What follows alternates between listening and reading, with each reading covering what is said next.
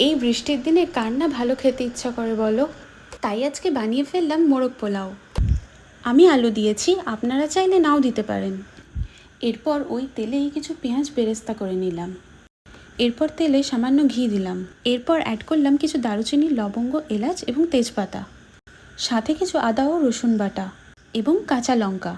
সামান্য নেড়েই দিয়ে দিলাম ম্যারিনেটেড চিকেন। এরপর পরিমাণ মতো লবণ দিয়ে দিলাম। চিকেনটাকে খুব ভালো করে কষিয়ে নিলাম। অ্যাড করলাম সামান্য পরিমাণ দই। এরপর মিশিয়ে দিলাম কিছু চিকেন মশলা।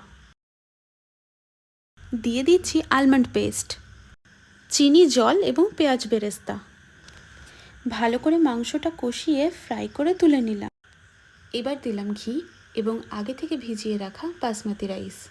ভালো করে নাড়িয়ে গরম জল, কেওড়া জল এবং ঘি দিয়ে দিলাম। এরপর অন্য একটি পাত্রে দিয়ে দিলাম রাইসটা। তারপরে সামান্য আলু এবং মাংসের একটা লেয়ার তৈরি করে দিয়ে দিলাম বাকি রাইসটুকু। এরপর সামান্য বেরেস্তা অ্যাড করে দিলাম। রেডি হয়ে গেছে আমাদের অত্যন্ত সুস্বাদু মোরগ পোলাও। কমেন্টে জানান কেমন হয়েছে। বাড়িতে ট্রাই করতে ভুলবেন না কিন্তু।